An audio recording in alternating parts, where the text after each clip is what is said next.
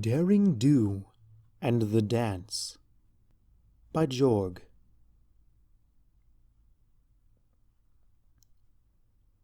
The first time we danced, she broke my jaw in 3 places.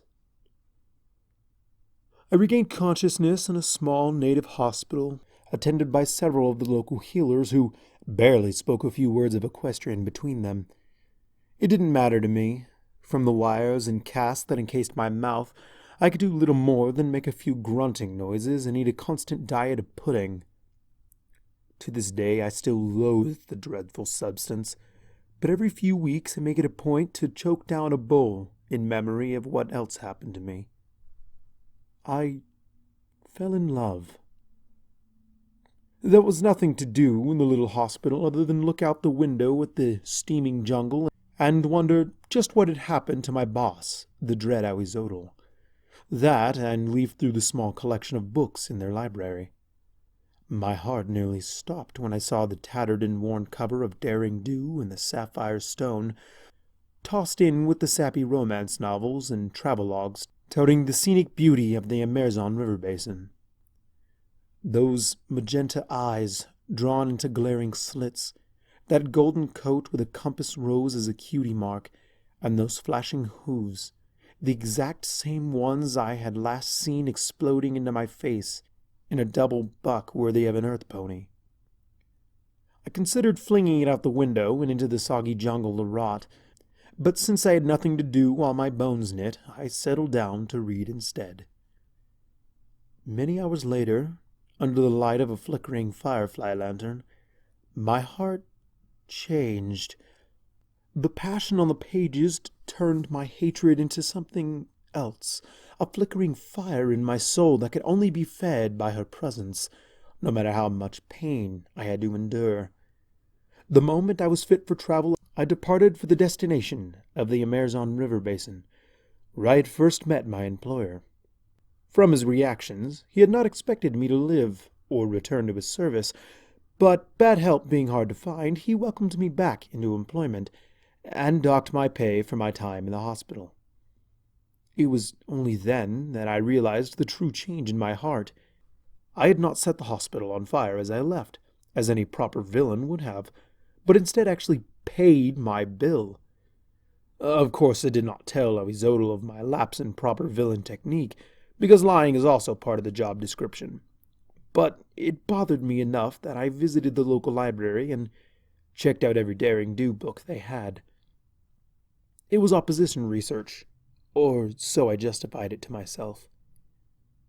The life of a disposable minion is filled with weeks of inactivity, spotted with short moments of frantic action, most often the kind that involves physical violence. A few of us actually exercised at the local bar, breaking noses and bottles indiscriminately throughout the night, but I kept my former entertainments at bay while I devoured the book series. It was fascinating to see how she worked, the intricate ins and outs of a proactive archaeologist, or looter as she would have been called if she worked for my boss. I studied her techniques in both fighting and writing, only to find a certain attraction between both styles that appealed to my base nature. The archaeologist was brash, daring as her namesake, and just as destructive, while the writer who put her actions into print had a certain aggressiveness to her writing that smashed the words onto paper with the same vigor as daring had displayed on my jaw. I took my leisure time between jobs to hone my fighting skills, with the excuse that I did not want to be caught unaware by that upstart Pegasus ever again, while I spent much of my nights poring over historical documents detailing possible future encounters. I wanted to be ready this time, and when the time arrived, I was. This time, she broke one of my legs, 3 ribs, and fractured my skull. While recuperating in the same little native hospital, I found a new book in their tiny library. It was a mass-market paperback version of her latest novel, and as I read through it, I made an amazing discovery that shocked me to the bottoms of my hooves. She mentioned me. Page 178, third paragraph.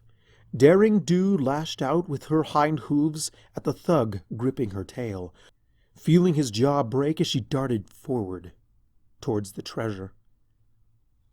It was more than a little disconcerting. I tore the page out and hid it in my belongings, despite the displeasure of the hospital staff, although they did calm down when I showed them the book of matches. Our relationship continued in that same way. Through our travels in Lamagrad, fractured hoof, split lip, lost tooth, to Alpakistan, multiple abrasions, contusions, and a concussion, and even in the basement of the New York State Library, 2 fractured hooves, loss of half of my mane, and an overdue book fine.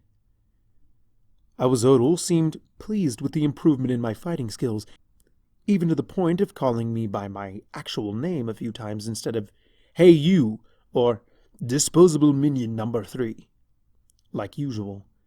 The death traps grew more complex with every adventure, from simple pit traps filled with scorpions and filling with hot sand, to a complex whirling blade and arrow-projecting corridor that I helped design that actually clipped a lock out of her tail while she tumbled and darted through the razor-sharp blades. I kept it, of course.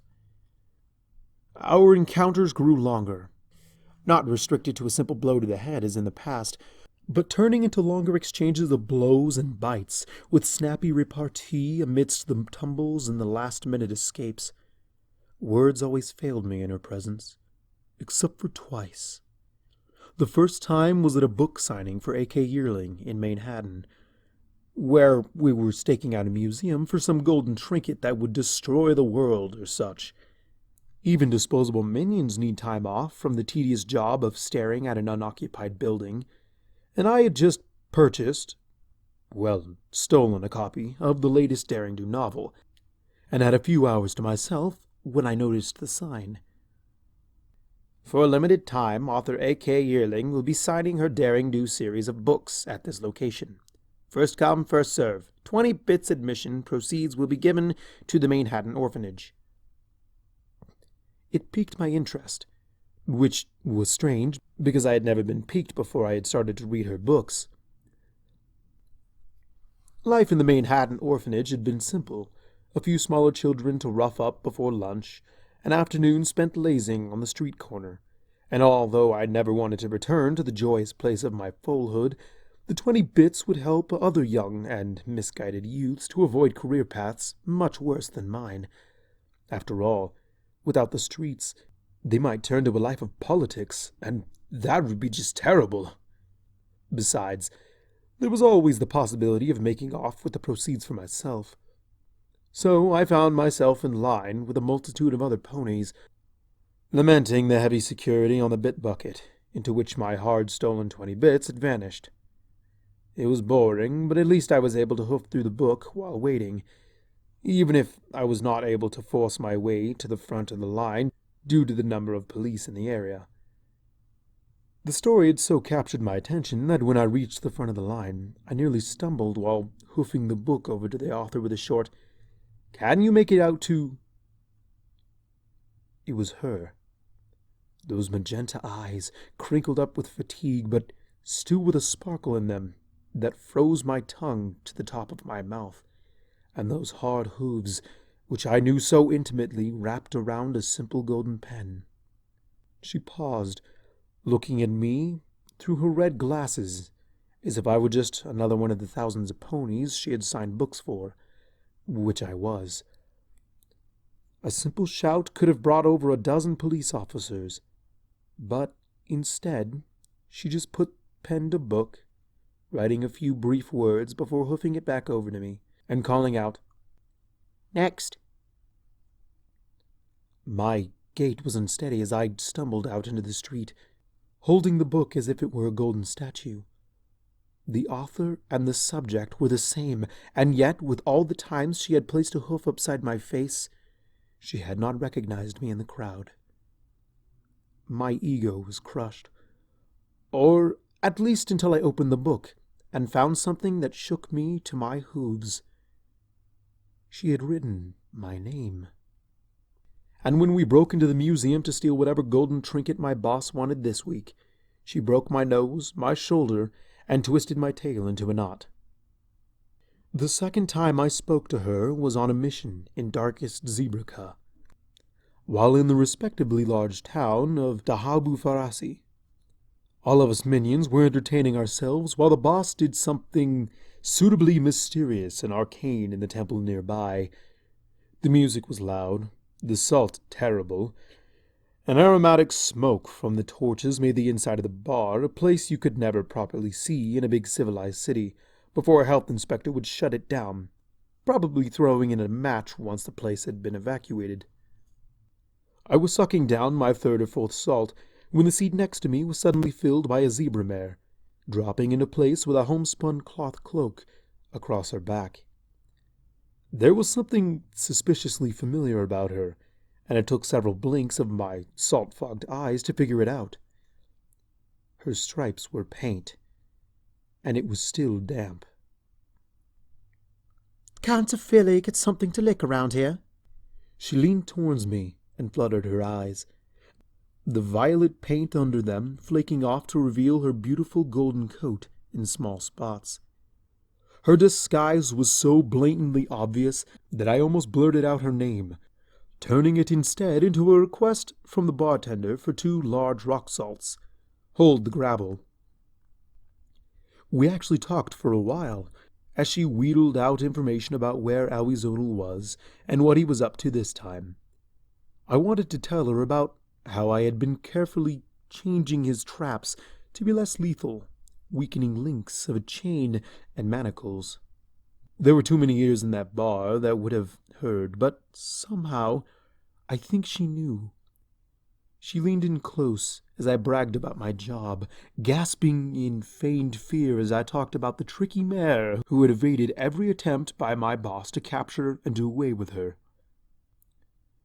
We even danced for real, as a strident tango blared out of the jukebox, and she dragged me onto the dance floor with a rose between her teeth. For long minutes there was nothing in the room but the 2 of us, striding back and forth along the floor as the rest of the bar patrons dove for cover. The music dipped and swirled, dragging us along in its embrace throughout the smoky bar, as our passion blazed out in our hoofsteps, with such intensity I feared we would actually set something on fire other than our hearts. She spun in my hooves as we danced, our sweat melting her body paint until we both resembled the natives in smeared streaks of white and black. And then she was gone, with only a damp kiss on my cheek to remember her by. Well, that and the loose tooth from where she hit me in the exact same spot less than an hour later. She will always be just out of my reach, a precious modern artifact that I shall never possess, just like Ahuizotl shall never gain what he seeks, but shall never quit trying. We are bound, somehow, in a dance of our own, rubble and ruins our dance floor, and ancient history our music, dancing to a tune none other can hear. Perhaps, some day, the music will end for us, and we shall drift apart as our jobs take us to opposite corners of the known world. If so, I intend on enjoying this dance as long as it lasts. Let us mix in Marico, tango and tangerinaires, do the foxtrot in faux de cheval, and the waltz and Winnie-ha-ha. The boss says we're going to Paris Prance next week. I'm looking forward to our next dance. Love, Disposable Minion number 3. P.S. I'll bring the flowers if you bring the wine.